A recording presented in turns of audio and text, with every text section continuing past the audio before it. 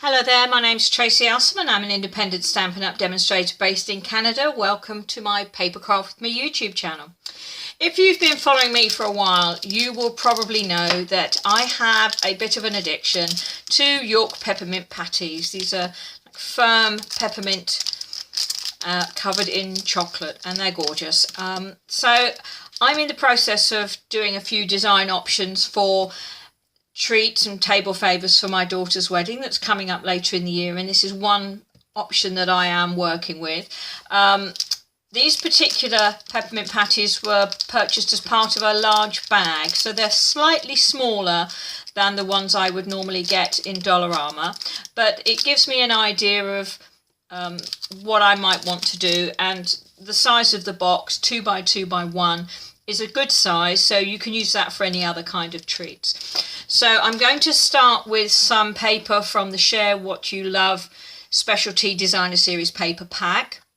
Although it's called paper, it's actually more like card. It's quite heavy, so it's perfect for box making, and it's beautiful because many of the sheets have this pearlescent sheen on them, which is just gorgeous and ideal for a wedding.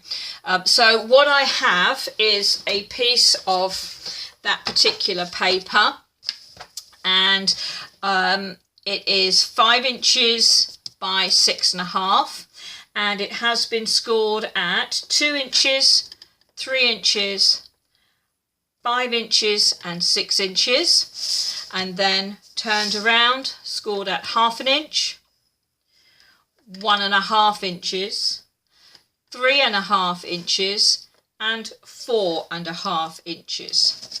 So nice simple measurements, and you end up with that. Hopefully you can see that. So as I said, this is a fairly simple box to make. So with the 2-inch strip here on the left, I'm going to cut down each of those sections like that, and I'm going to do the same on the other side. Everything is mirrored, so we'll do it all in steps. Okay, so there we are, the 2-inch side there. So let's get the creases all sharpened with a bone folder now, so it makes it easier to see what I am doing.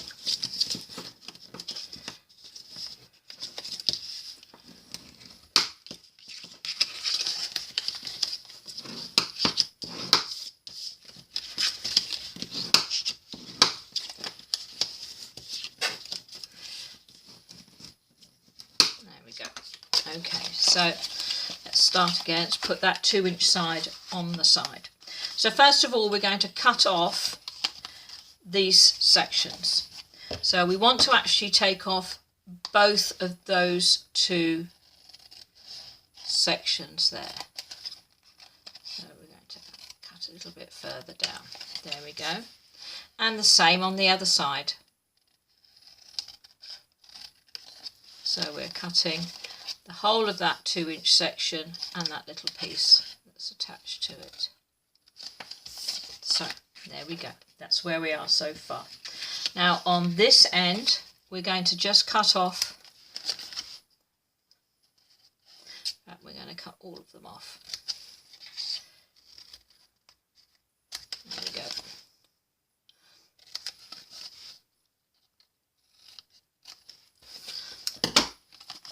Alright, so again, from the other end, we've got 2 sections there and 2 sections there cut. And now we need to lengthen these. To make our lives easier, I'm going to cut that piece off and that piece off. Same there. And the same there. So again, let's keep that 2-inch side there. So that's what you have now. And then all I need to do is just take these sections just down a little bit further to the next line.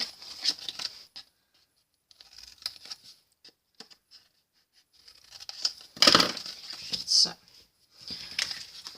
So we have that, we have flap there, and this one is slightly longer, and that one is slightly longer. And the way this box works is you will stick that together and everything else stays loose. So there's very little in the way of gluing to do. But before I do attach everything, I want to just trim down these little tabs a little bit, just to make sure that they will fit when the box is closed. So we'll take those down just a touch.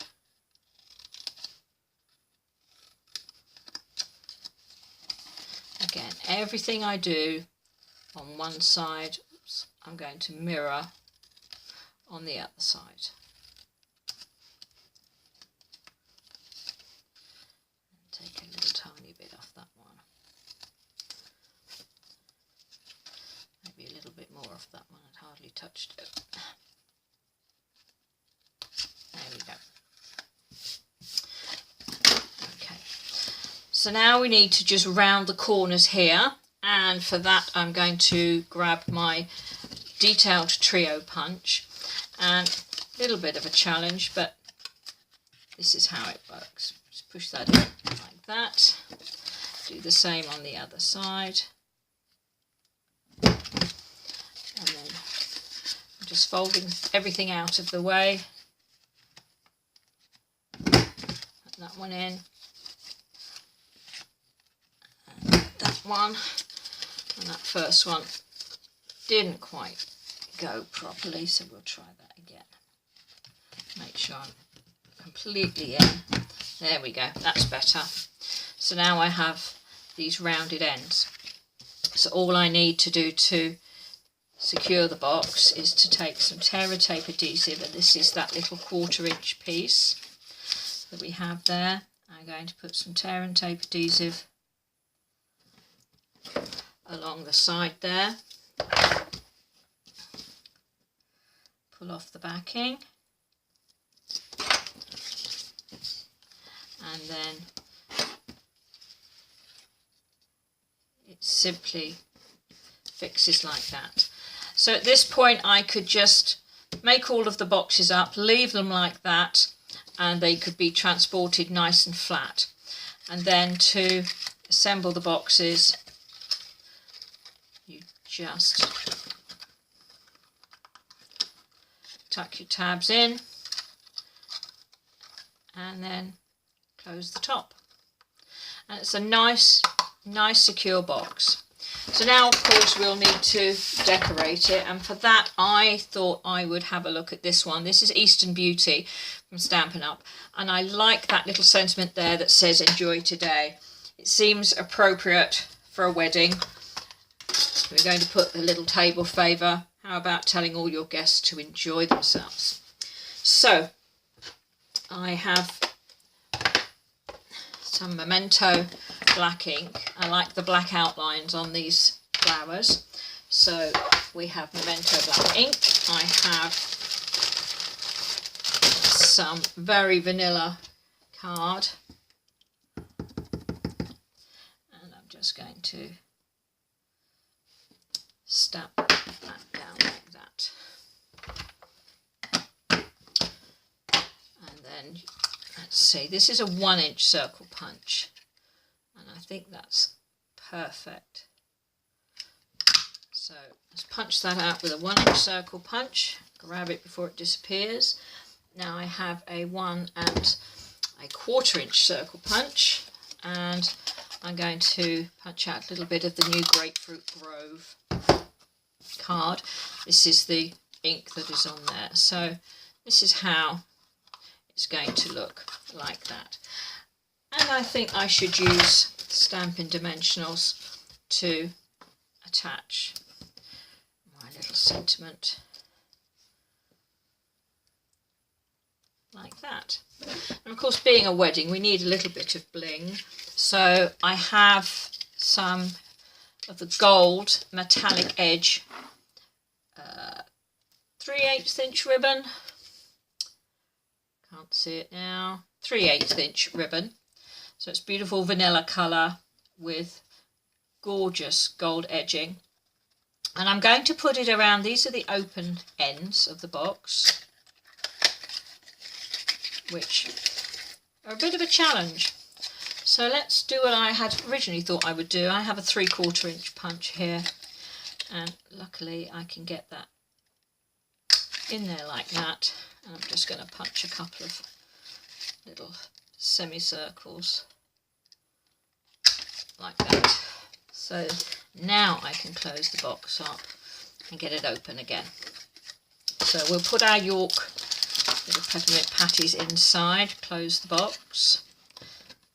And to make it easy for our guests to access their sweets, I'm going to put the ribbon around the other side. So these are the ends that open.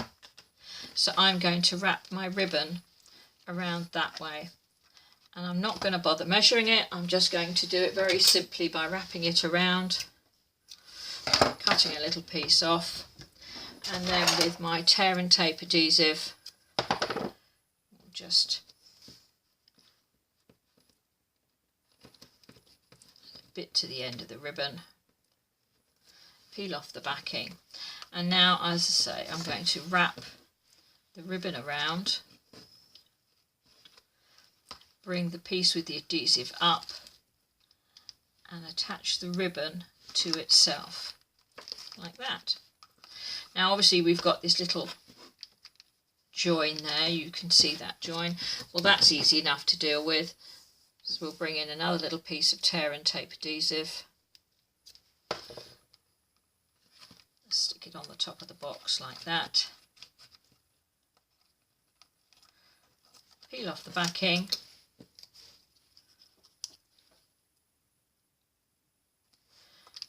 and stick the sentiment on top. So now we could slide this off if we want to, but it's firm enough, it's secure enough that it will stay there, and we can open the box from the end to pull our sweets out, just like that. So there you are. I hope that's been useful. I will put all the sizes, dimensions, the scoring measurements, etc., all on my blog, www.papercraftwithme.com, and I'll also list all the products that I used today. So if you want to copy this project, you can certainly do that.